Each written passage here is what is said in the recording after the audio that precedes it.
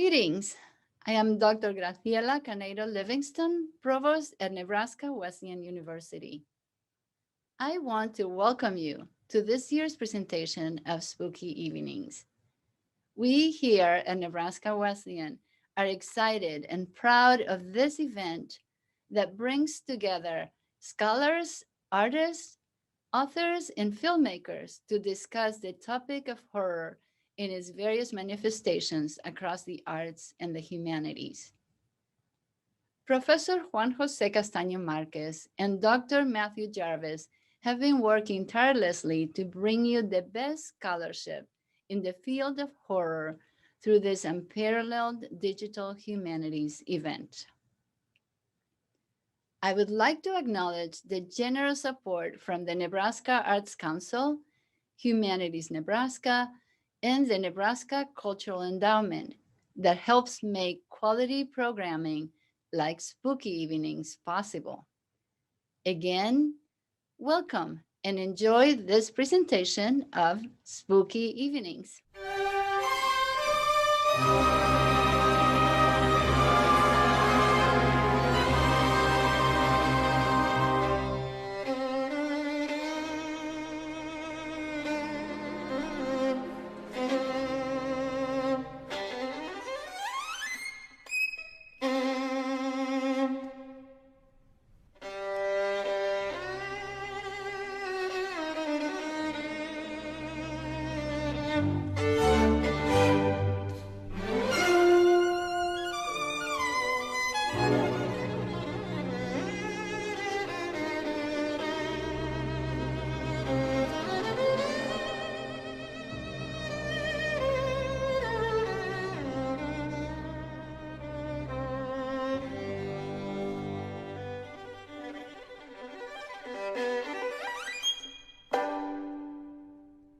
Tonight on Spooky Evenings, Dr. Russell Meeuf of the University of Idaho presents a talk entitled Haunted Homeowners from Obama to Trump.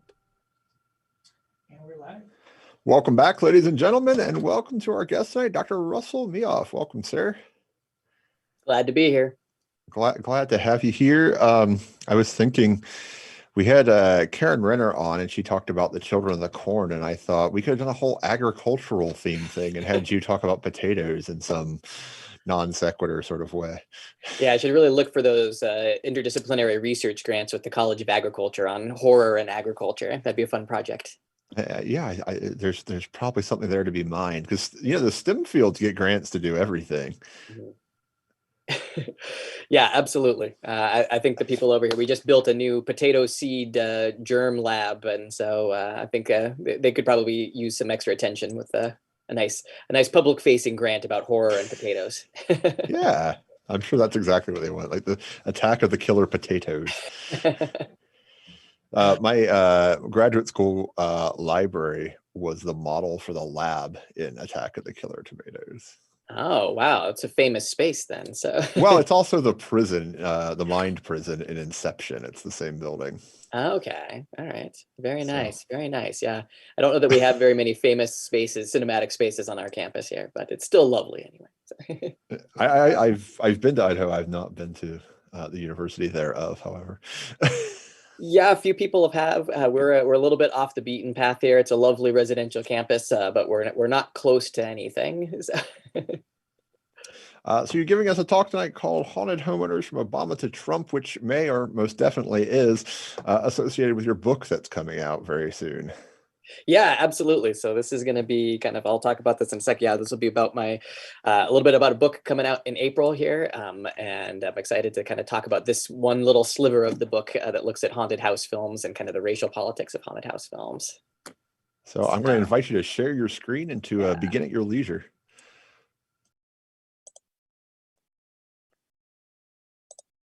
All right. Well, thanks for having me here. I'm happy to chat about this, excited to chat about this, especially with my book coming out in April. As Matt said, my name is Dr. Russ Meeuf. I am the director of the film and television program at the University of Idaho. And yeah, so this is very excited to have a cover now, right? This is going to be talking a little bit about haunted houses from this book here called White Terror, the horror film from Obama to Trump. And in general, it kind of explores the way that white racial resentment is manifest in horror films between 2008 and 2016, although I talk a little bit about horror that comes before and horror that comes after as well. This is the shameless promotion part of the evening where I say, go ahead in April, buy my book. I'm excited about it. So tonight, I really want to talk specifically about haunted homeowners, right? Particularly haunted homeowners of the Obama era. Thinking about the way that these horror stories in this period play out the fears and anxieties of the white mainstream in that period. And this is a period which I think famously saw a really big push in production of haunted house films. And I'll get into those numbers in just a second here.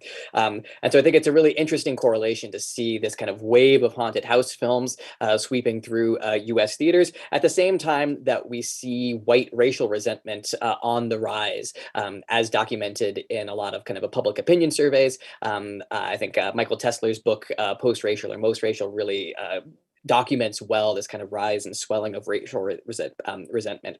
And it's struck me as this period in which we're telling all these stories about largely white families who are being kind of find their homes infested with ghosts and demons and aliens at a time period when conservatives were fixated on this idea that the White House itself was infested by something un-American, and they saw it as a house that, from their political worldview, was somewhat haunted. So one of the things I'm trying to look at overall in the book, and specifically in this chapter where I explore haunted houses, is this idea about connecting what's happening in the horror film to kind of the rise of conservative movements like the Tea Party movement and other far-right movements that are kind of obsessed with the idea that white folks were somehow being victimized in the Obama era. At this moment when the country is being presided over by the first Black president, with kind of a highly educated and appealing Black family in the White House, we see these movements that are tapping into white racial resentment. And a lot of folks are being convinced that white folks were somehow being pushed to the back of the line in US culture. And for many of the kind of the diehard conservatives, they saw Obama himself as this kind of demonic presence in US culture, and really gravitated towards kind of images of horror and narratives of horror about kind of the grip that Obama had on the country, that allowed for these ideas around racial resentment to swell. So I'm kind of interested in ways that conservative rhetoric is mirrored in the rhetoric and imagery of the haunted house film on the big screen, which is largely about white families under siege, and places where their homes become uncanny. So obviously, when we talk about race and horror right now, we're kind of talking about what's happened since Trump. We're talking about the success of critical horror films like Jordan Peele's Get Out and Us, which really explore horror genre's capabilities to fashion racial critiques, to really look closely at US culture and to create really kind of compelling narratives about social power, narratives about race, and narratives that are about the experience of African Americans, but using the horror genre to explore those narratives. And I got to say too, and I can talk about this at the end, but I am hopeful that we're kind of in the midst of a somewhat new golden age of politically aware horror. I think that we do see post-Trump more of these types of narratives that are explicitly using horror to try to tackle some of these kind of political issues that maybe were not at the forefront of mainstream horror in the Obama years or the Bush years. But for tonight, I kind of want to look backwards a little bit, pre-Get Out, pre-Us, and think about the horror that we deserved in the lead up to the election of Trump. So I'm really interested in asking questions like, what fears dominated in the horror of the Obama era? Who are the victims of horrific violence in these films? And how did these films reflect the cultural fears that would lead to slightly less than half of the voting population, but a majority of the Electoral College to cast their vote for a candidate who so openly embodied xenophobia and sexism? So I think that the new directions that we're talking about in horror and kind of racially aware horror are really reinvigorating the genre. But I want to look backwards here to how US horror explored the fears of the white mainstream, and how those fears really aligned with the same fears that were built into kind of the conservative movement that would find its embodiment in the election of Trump. So fears of outsiders disrupting the sanctity of the almost always white family, fears of evil forces or transgressive ideas transforming loved ones, fears of of young people turning against the traditions of older generations, fears that the world and its technology are moving too fast. And I'm really interested in hearing kind of exploring just as much how horror can kind of bend towards conservative fears as much as it can be used to help explore kind of the politics of conservatism here.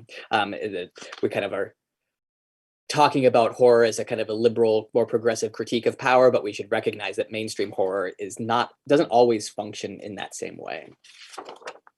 So, and part of this is just looking at the numbers. Matt says I'm the first one on spooky evenings to have pie charts, so I'm excited about that.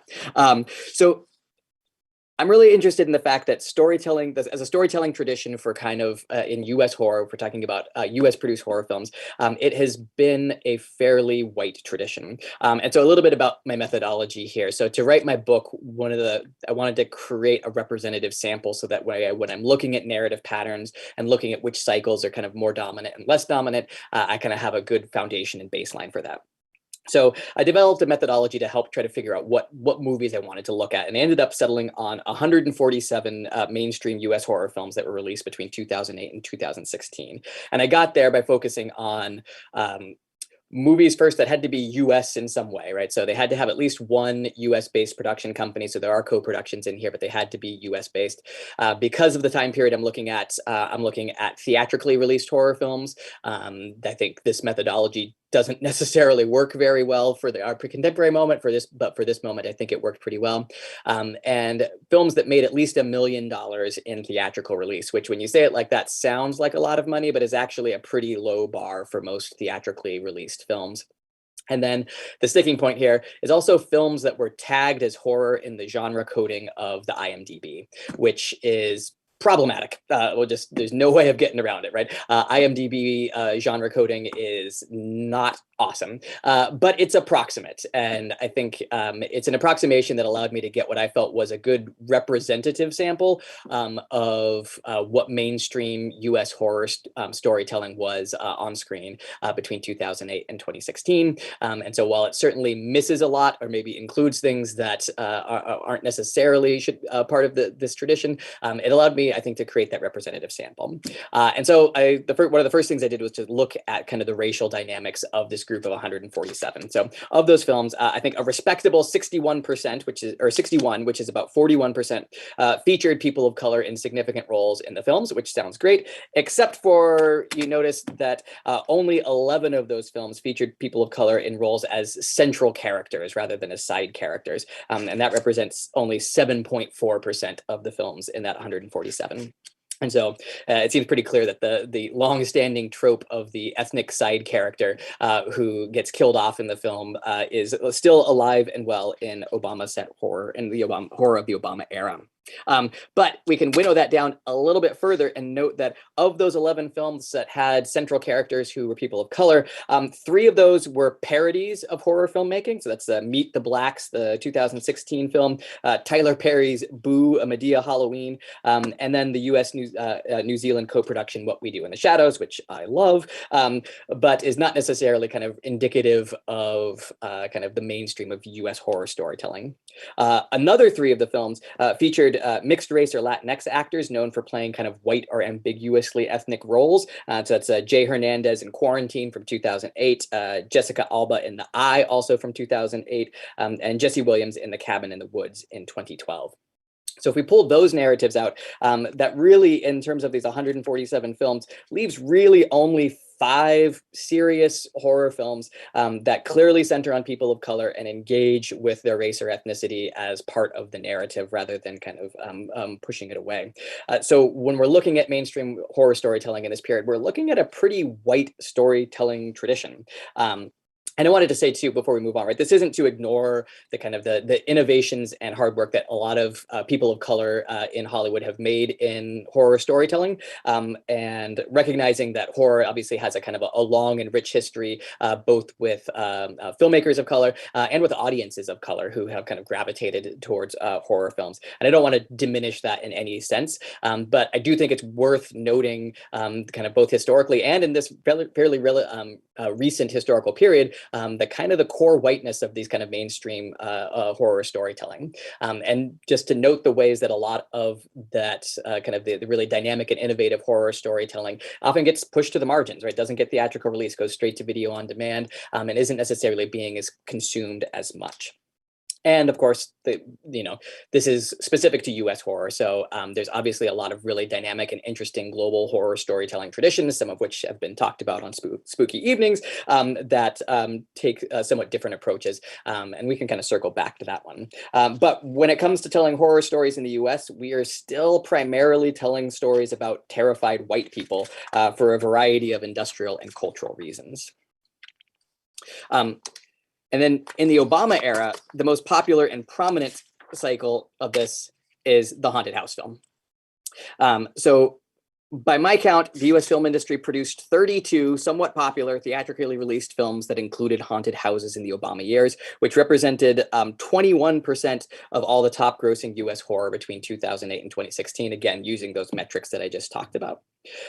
So by comparison, if you use those same metrics to look at kind of historically, you can say that Hollywood produced only 10 mainstream haunted house films in the 1980s and only 2 in the 90s. And again, there's films that aren't being captured by those numbers that maybe just don't fit within kind of the genre coding of IMDb or didn't necessarily clear the theatrical release or threshold that I set up. But again, if we set that as a kind of a representative sample, there's clearly a boom that happens in this period, which, as you can see here, really starts around 2005, but increases in pace throughout what we might consider the Obama era, with 7 produced in 2016. And some of these are genre mixes, right? Films that maybe are not fully haunted houses, but that include some sort of kind of generic haunted house element in them.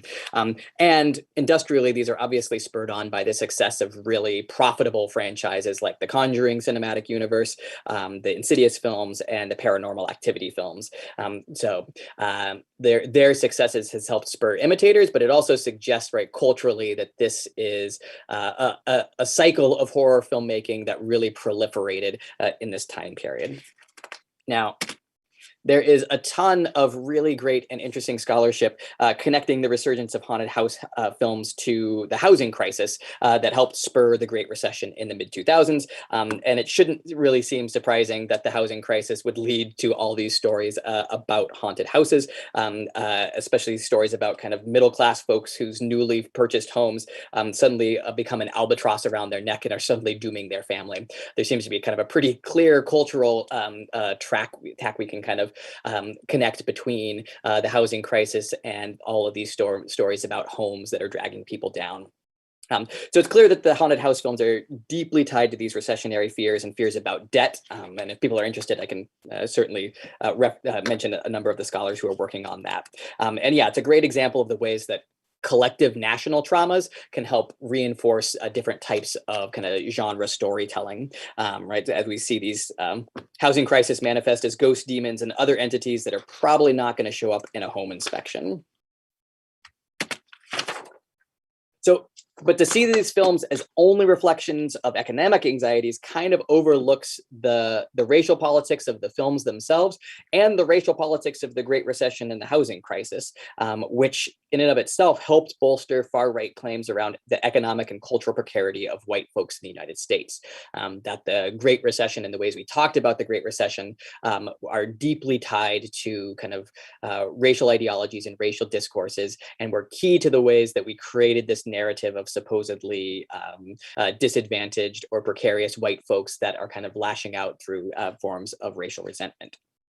So not surprisingly then, these Obama-era haunted house films all offer a variety of narratives on the same theme: the supposed declining fortunes of white folks in an era of white guilt and an era of perceived white victimization. So across these films, white families are haunted not only by ghosts, demons, aliens, and other supernatural entities, but also by the nagging fear they've lost their privileged social standing in a changing economy. Home ownership, once a key lifeline in the quest for middle-class standing, and these films becomes instead an anchor dragging once wholesome families into poverty. And I would argue even worse for white families, at least as represented in the media, the idea that they might be losing their sense of social class. So the haunted houses of the Obama years tell really specific stories about white families and this idea that their white people might be losing their privileged place in society. And they ask a kind of a series of kind of interesting questions about white privilege, I think. They kind of ask us to acknowledge, like, what if the system that has propped up white privilege and white economic stability for so long is crumbling? What if white folks are going to be subjected to the same neoliberal market forces that everyone else has without kind of the benefits of white privilege? What if white folks might face the same disadvantages that people of color have faced for so long? These, I think, are largely rhetorical questions that are not supported by sociological research on how privilege and race works in the US culture, but they became a fixation, particularly on the far right, around this idea of white victimization. And so over and over again in contemporary horror films, white families look to home ownership as salvation, only to find that the home itself makes them vulnerable. And only in the dusty basements and shadowy attics of the haunted house can those families face the nagging dread that animates their ordeal, the horrifying realization that they might not be as privileged as they had imagined, or worse, that the horrific past of white violence in the US means they should feel guilty about the privileges they do have. Now, this has always, in some ways, been the purview of haunted house narratives. So the idea that this kind of boom of haunted house films in the Obama years is engaging with ideas around social class is nothing new. So Dale Bailey, who was appearing on Spooky Evenings earlier, has written about these histories and how the kind of the haunted house tradition, particularly in fiction, has evolved over the years, from the roots in the British Gothic to the translation into kind of American fiction about these crumbling estates of the aristocracy, where middle-class families, kind of upwardly mobile middle-class families, kind of get bogged down in the crumbling homes of the old aristocracy. So for Bailey, the haunted house in American fiction was always a way to explore the tensions of social class and the aspirations of middle-class families. I would argue that in the Obama era, this concern with social class becomes more entwined with the kind of the racial politics of the era, and becomes more entwined with these narratives around white guilt and white victimization that we see perpetuated by the conservative right. And it's no wonder that this happens, right? It's because the house itself is a very, very important symbol and an important reality for the perpetuation of racial discrimination in US culture. Widespread discrimination through US housing policy, but particularly in the post-war boom, really helped fuel the kinds of stagnating economic opportunities for people of color who were not allowed to participate freely in the same kind of opportunities that were offered to white folks in that period. And in fact, there's a lot of research showing that the ability of some ethnic groups, such as Irish Americans and Jewish Americans, to participate in kind of government subsidized and government supported kind of expansion of housing and home ownership after World War II was one of the factors that allowed many of those groups to kind of really fully enter into whiteness as part of the US racial imagination. And the big irony here, right, is that the Great Recession disproportionately impacted people of color. And so while we're seeing all these kind of hand-wringing narratives about the supposed economic precarity of white folks, it was people of color who really bore the burden of the Great Recession and the housing crisis. But in the media's imagination, the housing crisis became this threat to the stability of the white middle class, and maybe even to the economic foundation of white stability itself. So when looking at these, this kind of cycle of haunted house films, there's two key dynamics or two key themes that I want to kind of pull out and highlight, right? The first and obvious one is the possible loss or perceived loss of social standing by families experiencing kind of the supernatural events of the haunted house. And then the second one is kind of the more kind of interesting one, is thinking about what these narratives tell us about white culture's ability to reckon with the past. Haunted houses and horror films in general tend to be about pastness, about the lingering effects of the past in the present, and our inability to really escape from the past or repress the past. And so we see some interesting trends in these films about white guilt and what it means for white prosperity to kind of continue in our multicultural age. So To talk about the first one, it goes probably without saying that when we're talking about haunted homeowners in the Obama era, we're talking about economically precarious folks, often in dire financial straits. So in The Haunting in Connecticut from 2009, it's about a family who's drowning in debt due to the high cost of their son's cancer treatment, and they move into a new home that's closer to the hospital so they don't have to transfer to travel as much for his treatments. In The Conjuring in 2013, it's a working class family who's trying to make a better life for their 5 daughters, moving out to the country, but the father is struggling to make ends meet as a truck driver and struggling to get enough routes. In the remake of Don't Be Afraid of the Dark from 2010, the father is remodeling a 19th century estate and has all his money tied up into the project as he attempts to resuscitate his career as a kind of high-end house flipper. So his financial standing is contingent upon his ability to make this haunted house work. In Sinister, a true crime writer whose career is on the rocks after a series of disappointing books clings to his new house, which is the site of an unsolved crime, as a way of redeeming himself professionally and financially. In the US-UK co-production of The Woman in Black from 2012, the protagonist has to investigate a mysterious country house to save his job after his poor work performance in the wake of the death of his wife. So in a lot of these narratives, financial precarity is built into the mix, right? That what makes these families in crisis and in some interpretations, what makes them subject to the hauntings that they experience is not just the house that they land in, but the sense of economic precarity that they're experiencing and the strain that it puts on their families. So great example of this, even though it's set in the UK, is The Conjuring 2. So the sequel in the highly successful Conjuring franchise from 2016.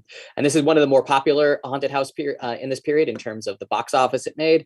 It really brings together both the kind of the personal and economic crises of the family that's undergoing this haunting, focusing on a kind of a lower middle class white family that might slip into poverty and lose their social standing, as the single mother of 4 whose husband has recently abandoned the family has to confront the terrifying supernatural events that are focused on her youngest daughter, Janet. So I think in a lot of these films, when we see the kind of the haunting that occurs, it's visually and narratively often a grotesque exaggeration of the family's possible loss of social standing. In The Conjuring 2, the house in question is a government-subsidized public housing, and the frazzled single mom is desperately holding her family together despite some pretty significant financial setbacks. Her husband's not paying child support. She can't be present for her children in the way she wants to because she has this intensive work schedule to try to pay the bills. And in one scene, her washing machine breaks and she can't afford to fix it. So she just lets her basement fill up with water, which does set the stage for a very scary scene down the road, but it's also kind of indicative of the exaggerated ways that haunting and economic precarity go hand in hand in this. And I would say that the family's poverty inspires the film's kind of Gothic visual style. Their creaky, shoddily built home on the verge of being dilapidated with all its kind of cracking and blistering walls provide a kind of a macabre backdrop to the supernatural horrors, while also signifying their precarious economic position. That what makes the house scary and look kind of Gothic is the fact that it has low social standing, that it's poor, that it's falling down. So I think this film really clearly reflects a lot of US anxieties, even though it's set in the UK, about the monstrousness of white poverty. In the US anyway, and in a lot of other Western countries, poverty is often imagined and represented in the media as being associated with people of color, and especially in the kind of the specter of crime-ridden urban cities, and seen as a kind of form of moral decay. So the idea of poor white people disrupts that kind of racialization of poverty and leads into categories that we commonly refer to as white trash, right?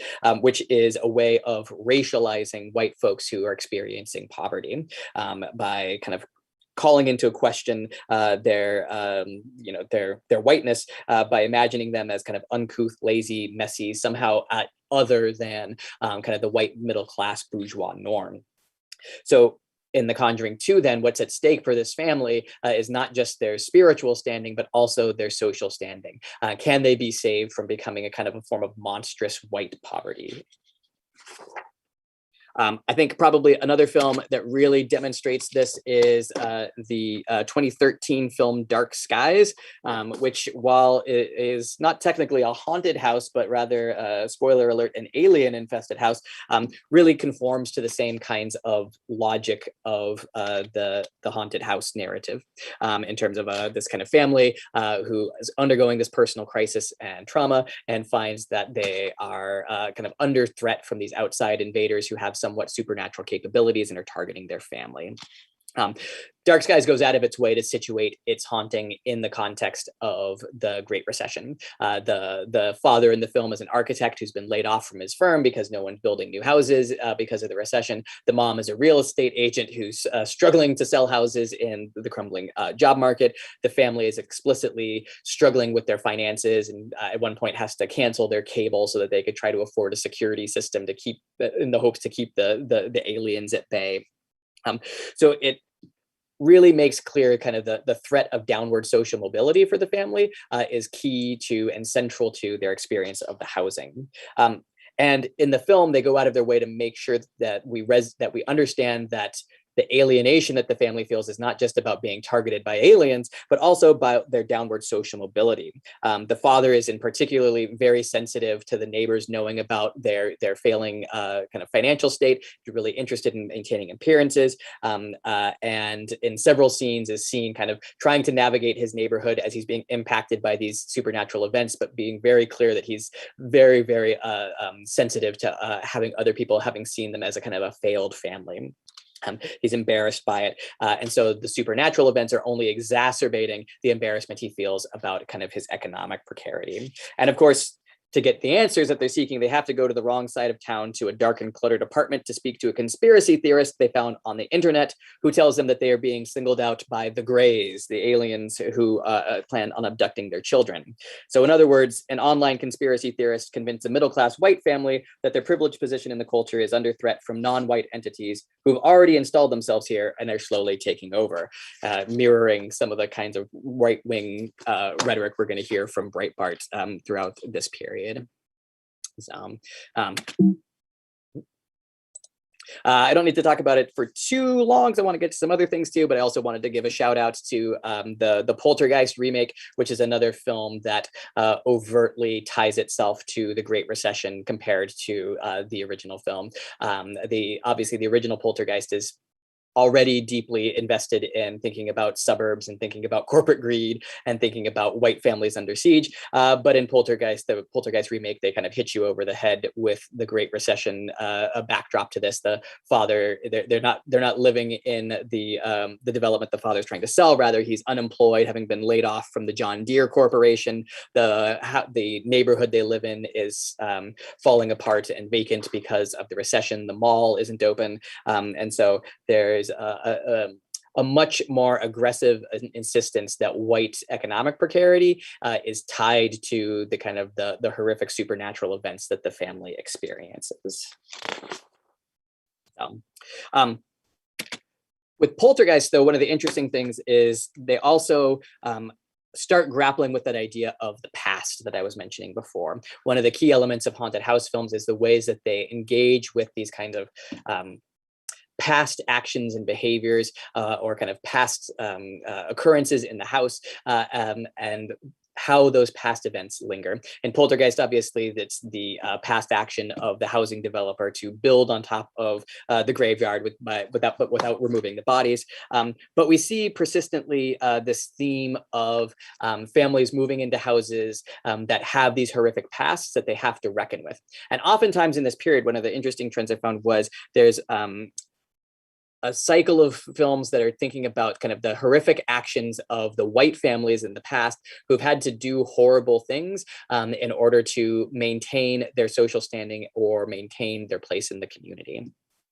So the boy, which is referenced here, a wealthy couple fakes the death of their young son after he brutally murders a playmate, locking him into a series of passages hidden in the house in order to not only kind of protect him from the community, but to save face, right? To maintain that they are still upstanding members of the community. They lock him away. So it's about the kind of the moral corruption of the white wealth there.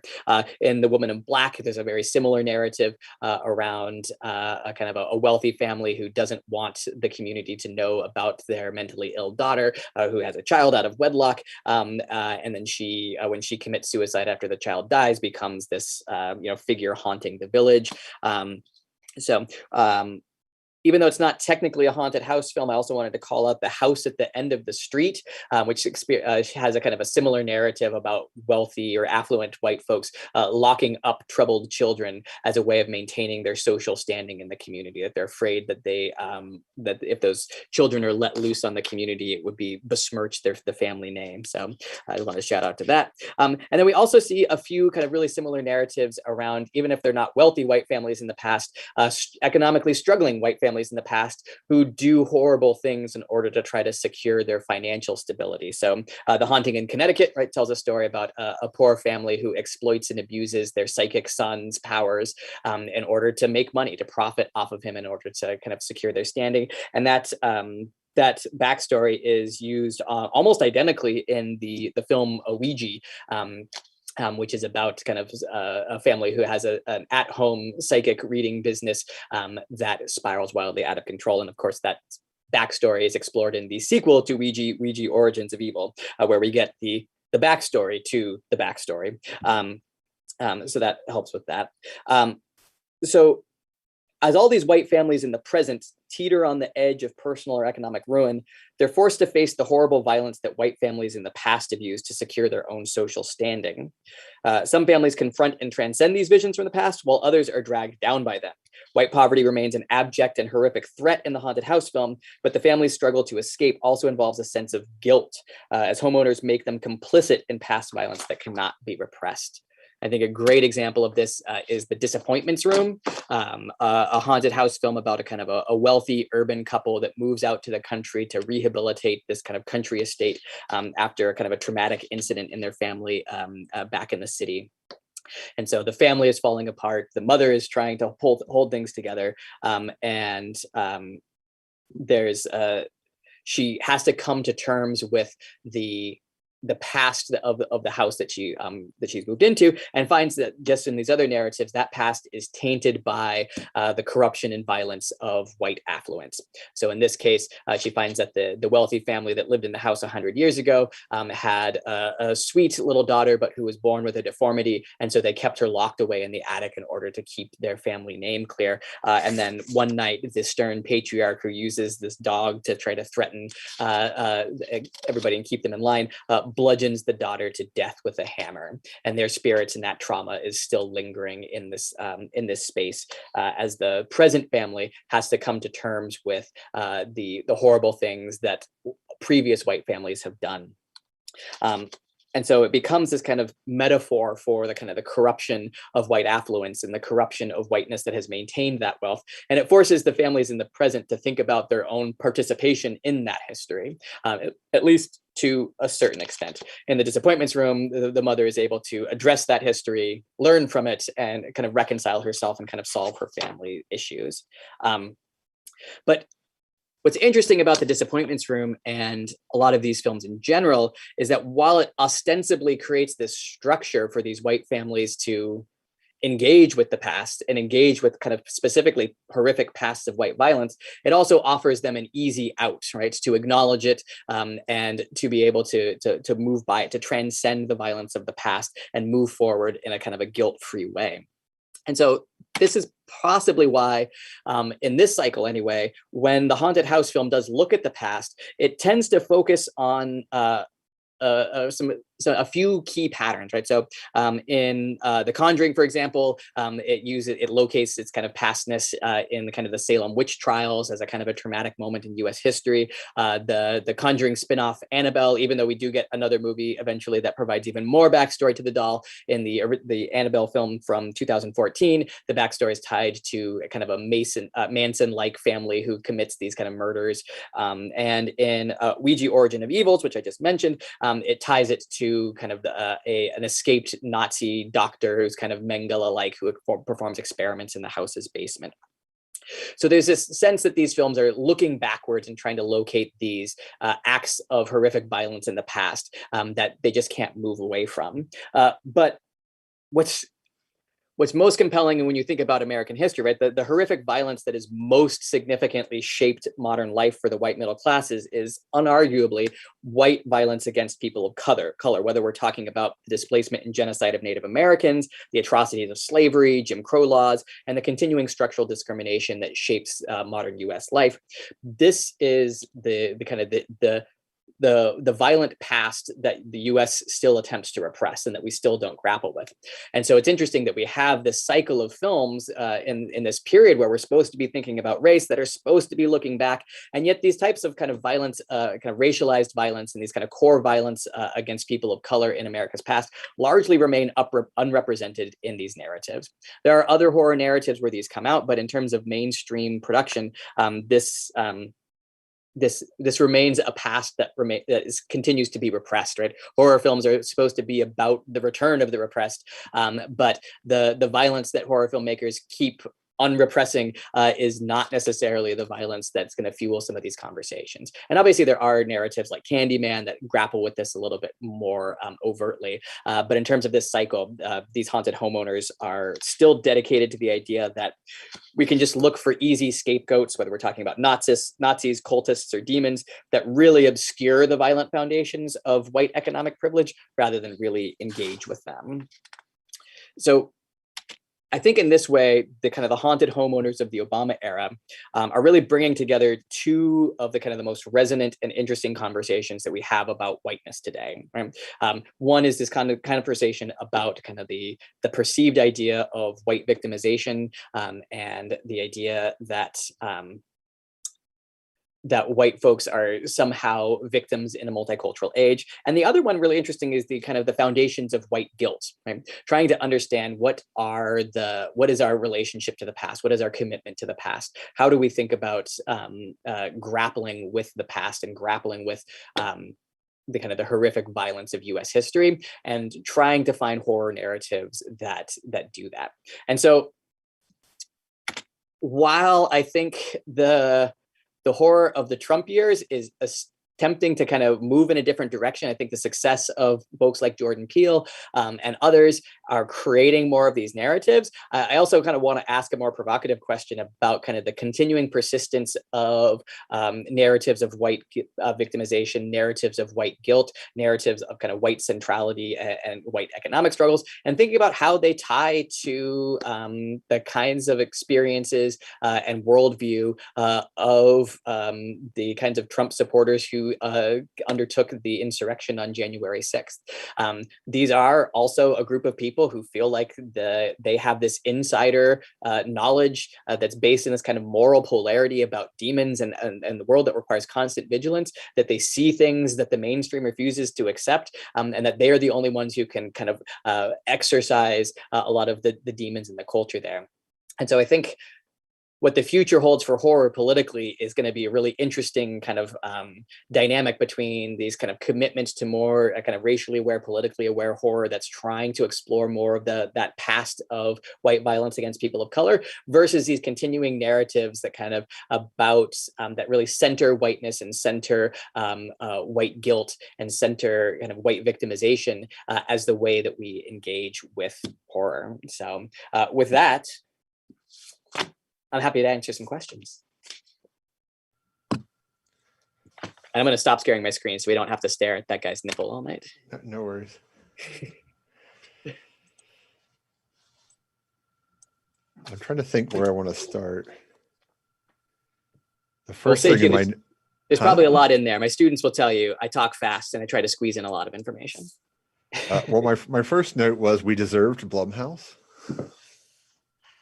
I mean, maybe a little bit, right? Like, as much, I mean, Blumhouse certainly has, at least economically, paved the way for other stuff, right? I mean, I think we can't deny that. And I think one of those questions is thinking about like, what did we deserve, right? Especially after the kind of the horror showing of the. I mean, I've been thinking about this in terms of presidential cycles, right? Like, Sure. the horror of the Bush years was gritty Torture porn.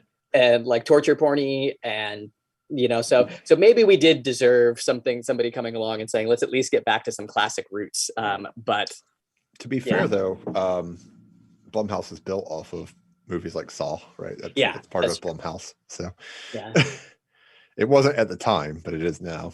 yeah, absolutely. So yeah, no, I despise Blumhouse. That's an ongoing critique. I don't assume that Jason Blum will ever appear here, because I would probably do the Jon Stewart thing of asking him, why do you keep hurting horror? Well, maybe if you keep critiquing him, you can kind of guilt him into showing up just to try to defend himself. Perhaps. It is interesting because I'd written down before you showed it the Poltergeist remake in 2015. And it got me to thinking about the original Poltergeist, which was 1982. And I was thinking about the three top movies from 1982 in relationship to Poltergeist. And they are E.T., Rocky 3, and On Golden Pond. Wow. That is an interesting conglomeration of films right there. Yeah, but they all have a similar theme to what you're talking about as well. On Golden Pond, about an older generation dying in the most literal of ways, including the celebrities of that generation. Kind of a passing of the torch narrative, this idea that we're moving into something new and scarier. Okay, yeah. E.T., another home invasion by a extraterrestrial, as the title suggests. And then Rocky 3, of course, is when we get Mr. T as the antagonist. As Clubber Leg, I think his name is. Was that his name? Was that the character's name? That it's is a Clubber weird... something. It's Clubber something on the. I'm blanking on you. But yeah, Clubber we'll go with, since that was their first name. So you get Mr. T, white versus black, in a very sort of hyper, Italian Catholic, New England situation, as well as one of the top films. So these are what people are thinking about in 1982 when these films were coming out. Yeah, that's really interesting, thinking about that context too. And I think it should say, like, while I'm really interested in the ways that these kind of narratives around kind of whiteness and white resentment kind of really amplified in the Obama years, I think they're really persistently present, obviously, in Hollywood, and certainly in earlier horror, like the original Poltergeist as well. But yeah, thinking about those films together and thinking about that concept. I mean, I'm also thinking about kind of the youthiness of E.T. too, right? That's also this kind of like young kids seeing things differently than the adult world sees it, and their ability to kind of move forward, which is lovely in the film, but also kind of tapping into this kind of threatening discourse around like the world changing and the adult world not being able to provide answers or stability for younger generations. So yeah, it was just interesting because I was thinking about, because I think about 1982 for a lot of reasons, for different reasons. Of course, I think about Halloween 3 quite a lot. Yeah, so that was just something I jotted down in there in relationship to it. In terms of sort of like your methodology here, does the historicization of the plot bear weight on what you're up to here?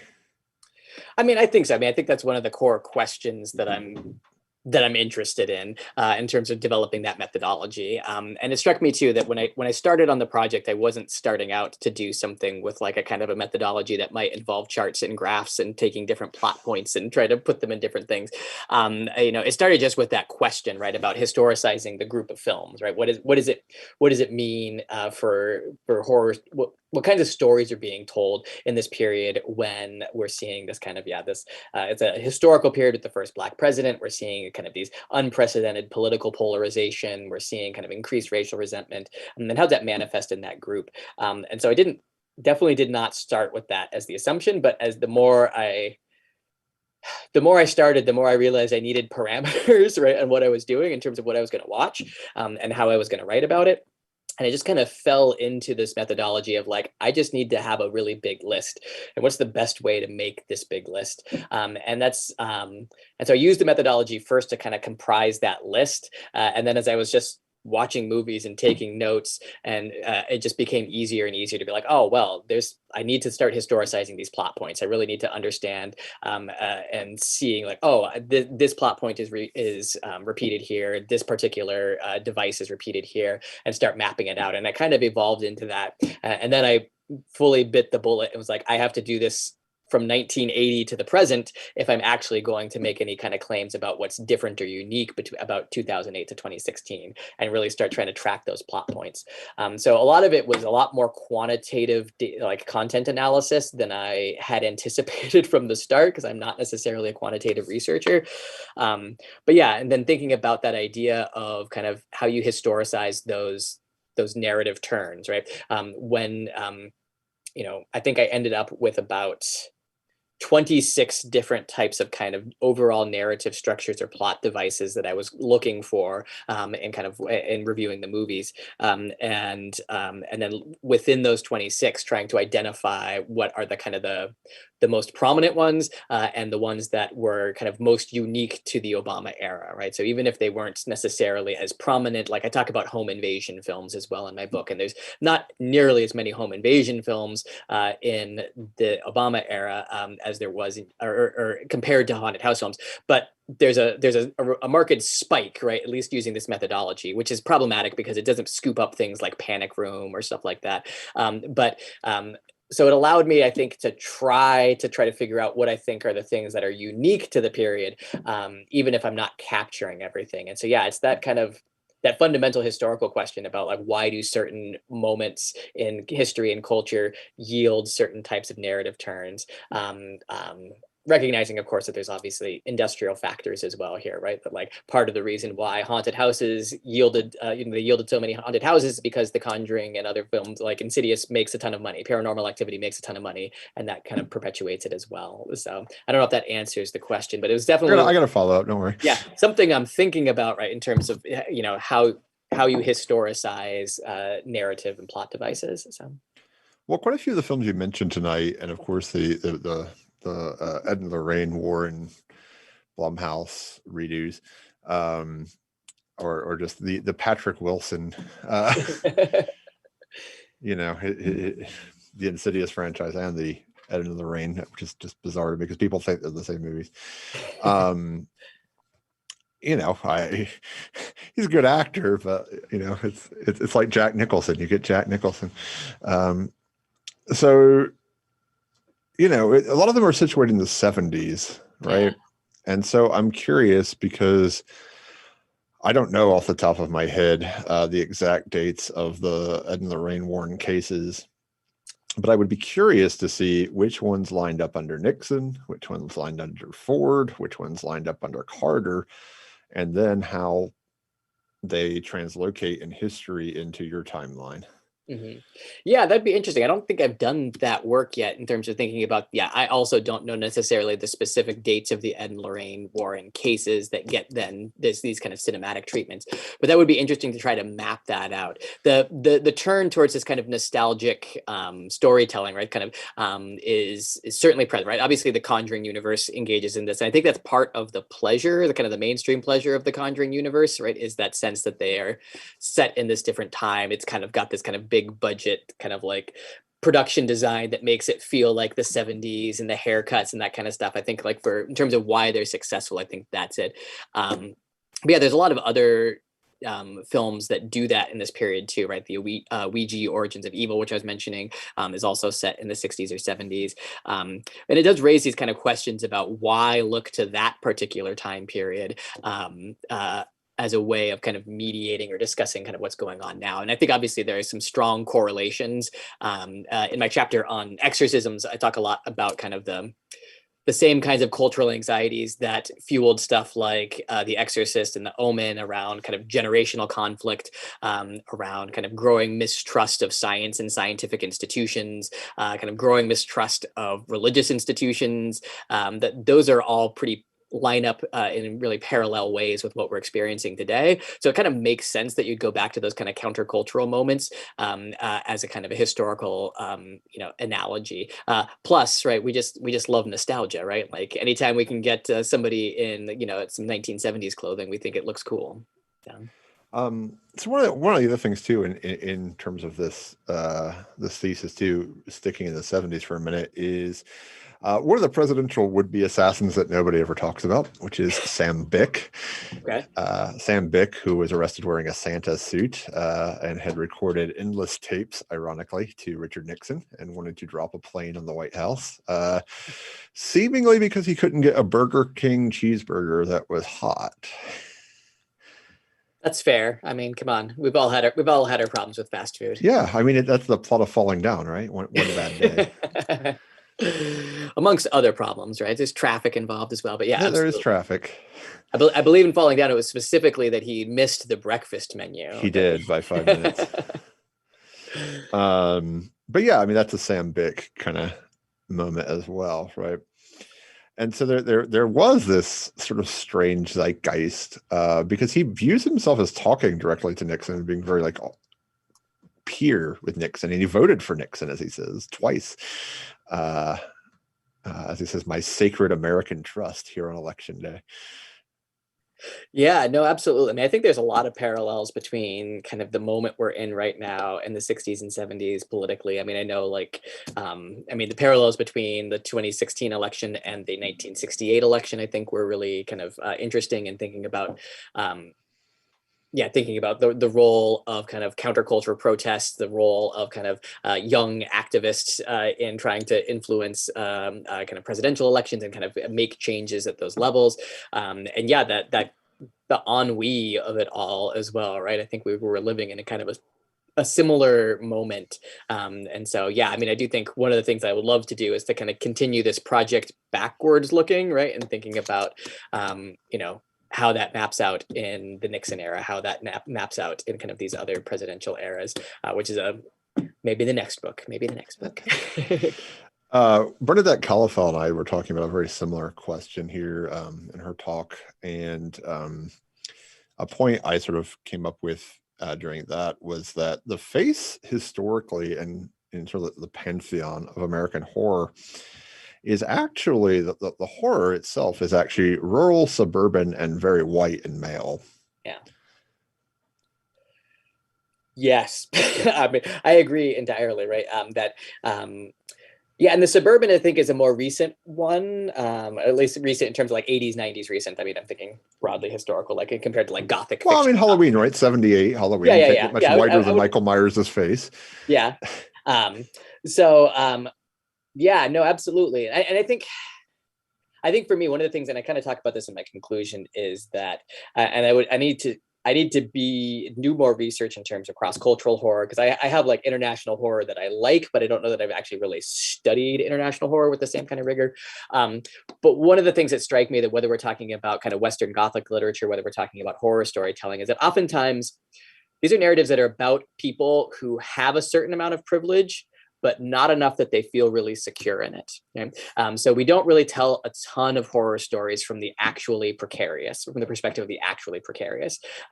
We tell a lot of horror stories about people who have just enough privilege that they're afraid of losing it. And I think this kind of coheres particularly in the US around suburbia, right? And I think there's a reason why it becomes suburban and rural, because of these kind of, while we might have like valorized the suburbs as kind of this idyllic space for American culture, it's always one that I feel like is kind of on, in that kind of zone of aspiration, right? That there are upper middle class suburbs where people are kind of feel more secure, but there's always a sense of kind of aspiring. And it's that sense of that, people in the suburbs are privileged, are clearly culturally valorized and valued, but they're not secure enough, right? Or the culture is not secure enough that they're not going to tell these stories over and over again about what it means to lose that privilege.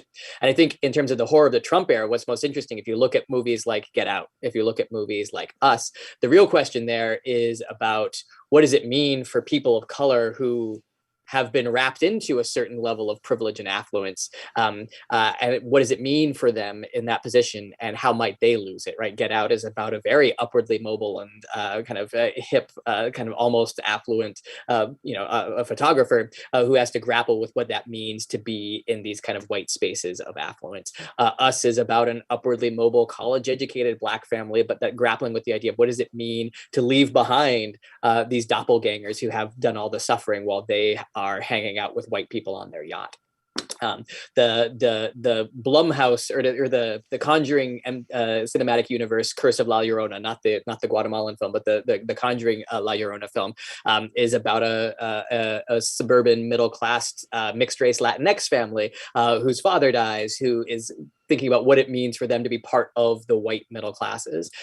So I think we should be thinking about why those spaces kind of cohere, because they kind of are this kind of mixture of privilege and precarity in U.S. culture that leads to this kind of obsessively telling these stories about possibly losing that privilege. I think one of the kind of the things that almost really inspired me to write this whole book was Aviva Briefel's article on Candyman with Simone Nagai, right?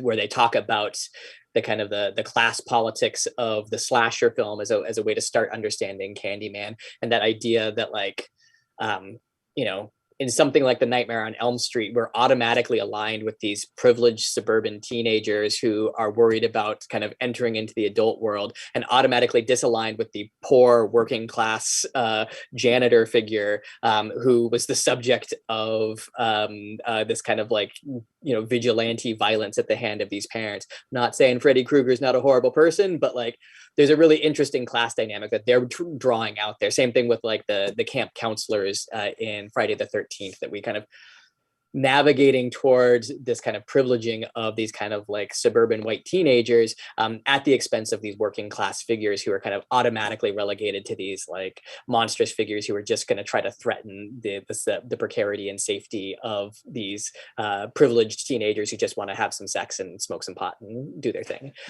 So I think that's really foundational to the ways that I think about this, is that yes, how people grapple with the idea of having some privilege. So. Architecturally too, it sort of makes sense, right? So to me, you have these two eras in which the American dream existed. You have the Gilded Age, and you have the 50s. And so suburbia is founded in the 50s. So now we're seeing the horror of suburbia play out in these, paranormal activity-esque films. But the true haunted house in our imagination is still from the Gilded Age. It is the decrepit Queen Anne Victorian home, right? This is the one that's the spooky two-story one, always looming over the neighborhood. But they are, from these two epochs of the American dream as well.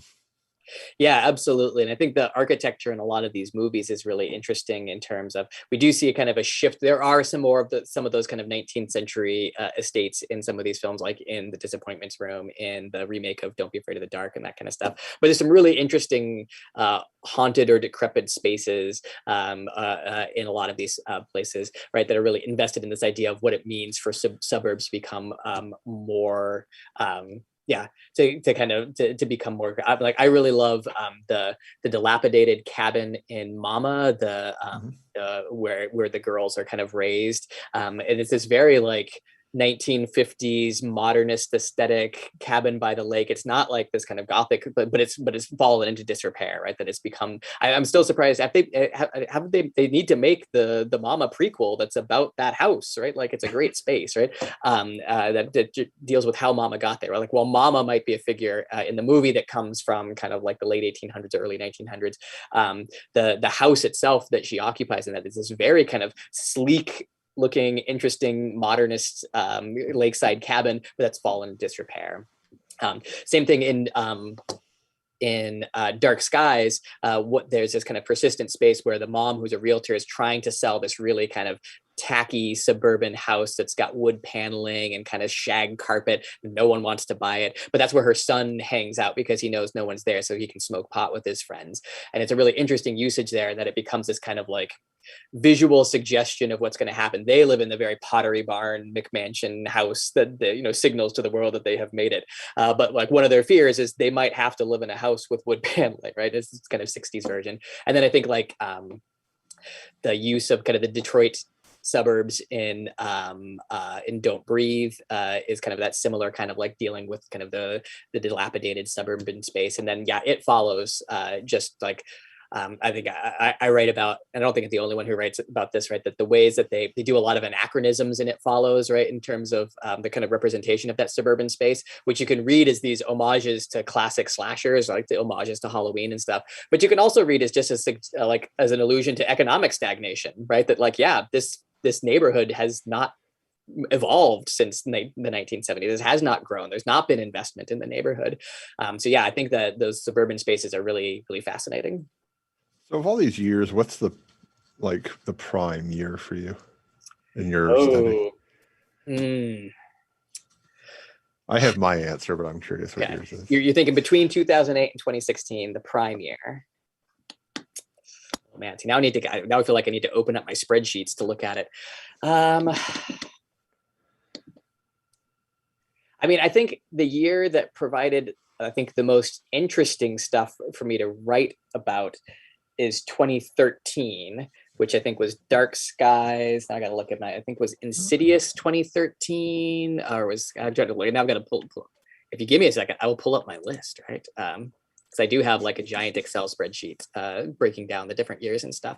I don't know if that's like my prime year in terms of what I like. 13 is also the remake of The Evil Dead. Yeah. Now I got to pull up my spreadsheet so I can kind of see what I'm doing here. All right. That's trends. Where'd it go? It's called Top Horror 2018 or 2008 to 2016. I've got a whole spreadsheet on this. Okay. Yeah, so 13, I feel like I wrote a lot. So The Conjuring is 13, Insidious Chapter 2, 13, which I think actually, while not a better film, really lays out the kind of like, oh, this is about gendered masculinity. This is about like, oh, it's about a white guy who's being intimidated by another white guy who's pretending to be a white lady. So Insidious Chapter 2. That's a little more complicated than that. Well, it's a little more complicated than that. It's not that much more complicated, right? I mean, it's actually the plot of Sleepaway Camp. Yeah, right. I mean, I think it's a if our SCMS panel gets accepted, we'll hear a nice little talk about kind of the trans imagery in Insidious Chapter 2. 2013 is Mama, which I actually enjoyed, right, as a movie, right, and like writing about it. The Evil Dead remake, the Carrie remake, Oculus, right, which was weird, but I like that they tried something new, but it definitely has that kind of Mike Flanagan look to it, though, right? That kind of, but anyway, You're Next, which is a foundational home invasion film that it's actually one of my favorite movies in the whole set of the list. Dark Skies had the sequel to The Last Exorcism, Part 2, which was not as good, but it had a really fascinating ending. Under the Skin, if you're looking for like kind of art house kind of horror stuff, Only Lovers Left Alive on the art house front. I think I ended up writing about 2013 a ton. So yeah. Right. My year was 2015. Yeah, I'm looking at 2015 now here too. So what do we get here? So that's the Poltergeist remake. And that's not why. I'm not saying that's why. I'm just saying, right? The Witch, 2015. Yeah, that's not a haunted house movie, though. No. Green Room, that's not haunted, but it's certainly about being stuck somewhere. No, my two movies from that year were Crimson Peak and Hell House LLC. Okay, yeah, those are good ones. Because I think they're bookends of the same idea. You have that. Yeah. So, I mean, Crimson Peak is interesting because it is technically an American film because it was direct release from Universal. Yeah. And I mean, it's funny because it's so clearly, an late 18th century British story. But it is situated around that theme, which of course, you've pointed to a little bit that even with the Conjuring 2, we have this historical post-colonial fetish of all things English in this country, which is why Downton Abbey is more popular here than it is in the UK. But it's, it's representative of, some of the grand estates of Americana too, like Biltmore or somewhere. And then, I mean, which of course, if you really want to go down a rabbit hole there, Biltmore is technically where Mason Verger lives in the Hannibal Lecter series. That's the house they use for his home. But Hell House LLC, which is probably my favorite from the era, except for 2009 with House of the Devil, which I'm writing on, is it's fascinating because it is these urban kids coming to suburbia, and as we find out by part 3, making a deal with not the devil but a guy who is connected. No, those are good ones to think about as bookends. And so those are both 2015. Interesting. So on my notes here, the top grossing thing that gets labeled as horror by IMDb is the M. Night Shyamalan The Visit, which did anybody actually, I'm surprised by that because I feel like I know nobody who actually watched that movie. I mean, the top grossing horror film of all time is Paranormal Activity. Although I think I was doing the math that if you adjust for inflation, Gremlins is actually pretty close up there. It's also compared to budget because it only had like a $30,000 budget. Absolutely, compared to budget. And I was also looking at $250 million. And I think I ended up writing about 2016 a lot in terms of houses too. So 2016 is Conjuring 2. While it's not a haunted house film, Don't Breathe, I have a whole chapter that talks about Don't Breathe in that. Again, movies that are not necessarily haunted house films, but are really interesting about domestic spaces. 10 Cloverfield Lane, which was, I think, dynamic and interesting in some ways, right? Especially compared to Cloverfield, which I'm one of the people who's not, I don't love Cloverfield. It's kind of like, okay, I got it. So, and then I think slightly underrated was Lights Out in that same year too, which I talk about more in my chapter about children that get haunted and motherhood and that kind of stuff, because it's about motherhood. But The Boy, also about motherhood. The Ouija Origins of Evil, which I think goes down on my list as the only sequel that is significantly far better than its original. The first Ouija movie they made early in the 2000s was not my favorite, but Origins of Evil is at least like, okay, right? It's okay, right? It's up there. So, but then, some interesting stuff. Hellraiser 2 is, I think, better than the original. That's true. I mean, so anyway. He had more of a budget. One you might not know of because it's part of an anthology is from VHS from 2012, which is 10/31/98 is the name of the. Okay, I know the VHS films. I'm just trying to remember what was the name of those? It's literally a haunted house. 10/31/98. They go to a Halloween party. Oh yeah. Okay. And they basically have a witch lynching in the attic going on by some hillbillies. Yeah, and I'm trying to think. I don't think it ended because it's in the anthology section or like an anthologized version. I don't think I ended up looking at it very significantly since I was looking at more of these kind of feature length ones. So okay. Well, I bring that up because VHS, I mean, it is topical because VHS just came out with 94. Yeah. Which I didn't like. I kept seeing people talking about it very positively, and I was like, I'm missing. So I watched it twice actually because I felt like I was missing something, and I've concluded I wasn't. No, I never got around to it. I like many people, I feel like my horror viewing got COVIDed in a bad way, in that like I haven't seen a lot of stuff in theaters, but also COVIDed in a good way in that it's like I feel like I've caught up on a lot more horror TV than I did when I was writing the book, because I kind of specifically had to make a decision that like I couldn't include the kind of the swelling of horror TV in the book, just because I already had 147 movies that I was trying to like parse out and analyze and stuff. So I set that off. So I've been trying to catch up on more stuff. I'm finally catching up on Bly Manor before I can move on to got Midnight Mass. Okay. Although So many people brought up Midnight Mass in the first 3 days, and I watched it all in one day. okay, is it better than Bly Manor? Yes. Okay, good. Because I kind of feel like, as a traditionalist, I kind of feel like, oh, I should watch Bly Manor so I have a sense of kind of the scope of like, and then before I move on to it, and I'm in the middle of Bly Manor and a little bored. No, I liked Midnight Mass until the last episode. I didn't care for the last episode, which is usually the case on most things I watch that are TV shows. The only exception to that is Hannibal. Hannibal had the most amazing conclusion episode.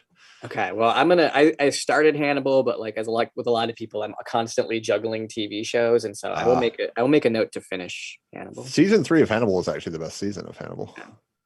He knew the show was being canceled and just went all out. And so there's like an episode where they're just speaking in Italian with no subtitles, because why not? Hey, why not? Well, that's fun.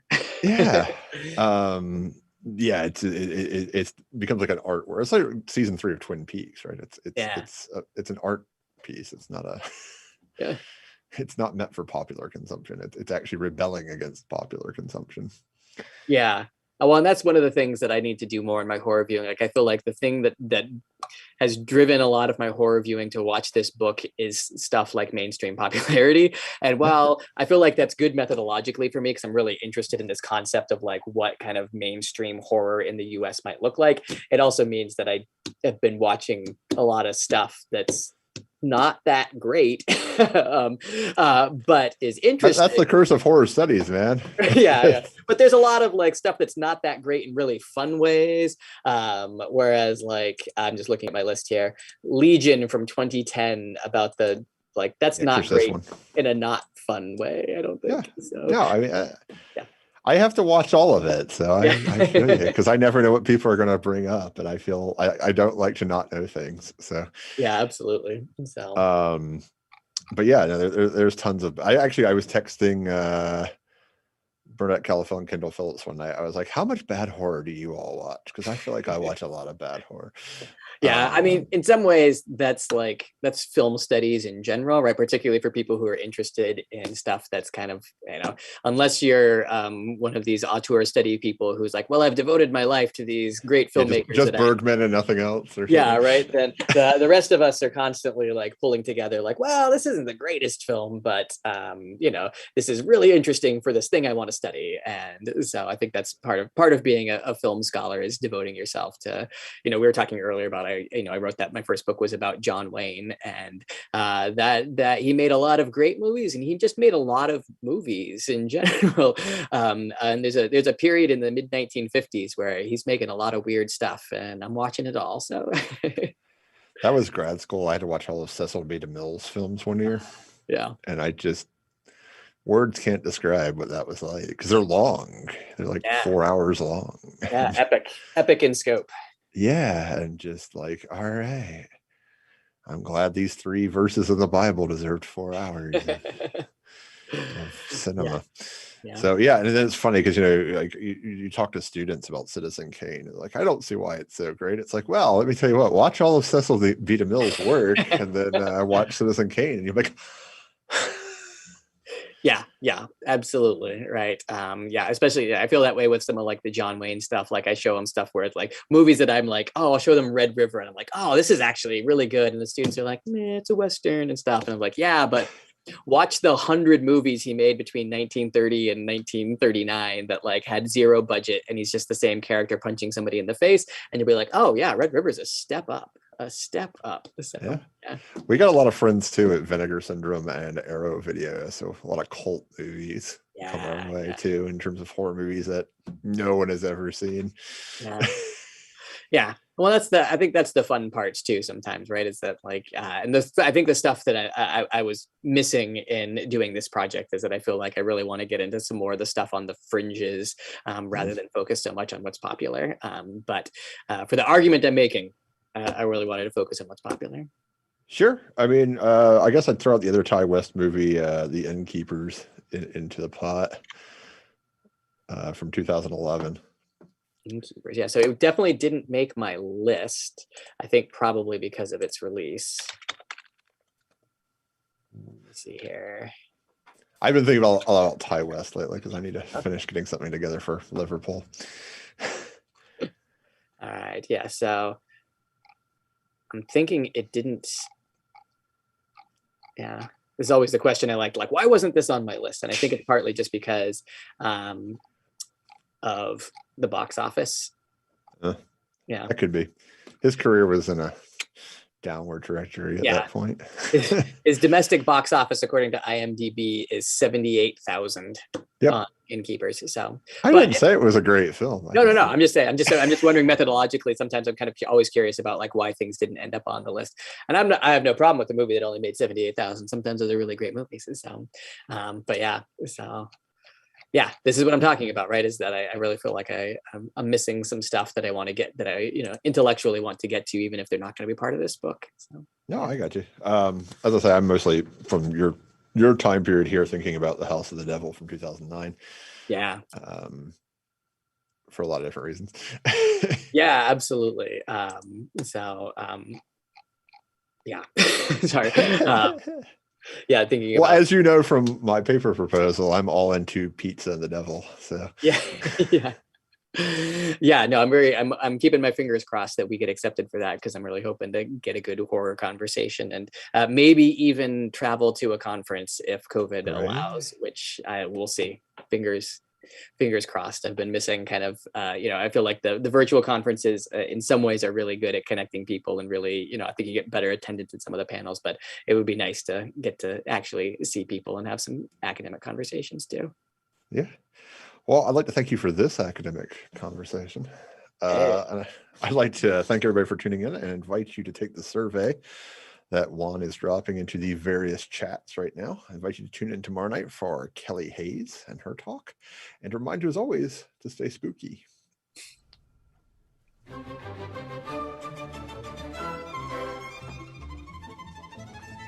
So I appreciate. I thank you for the advanced reader of the book. I have it in a binder in my desk.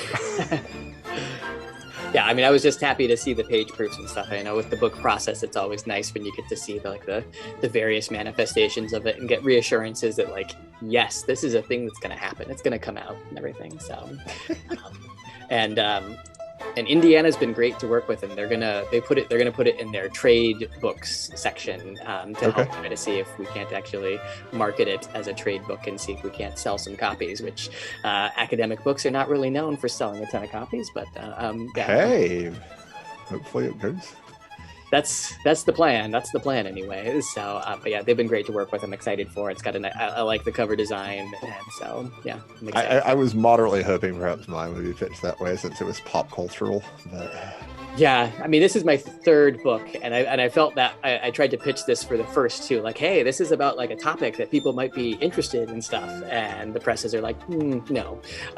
So it's just the third time's the charm for me to try to actually get a press to be actually maybe you're onto something with the pop culture topic. So, but yeah. And I work in a I direct our film and TV program. We're embedded in a school of journalism, and so I work with a bunch of journalists and stuff. So they're always interested in books being sold and copies sold in ways that academics aren't, right? So I'll finally be able to try to be yeah, look, my book might be on a bookshelf at a bookstore instead of just in a library. So yeah. Yeah, no, I don't know.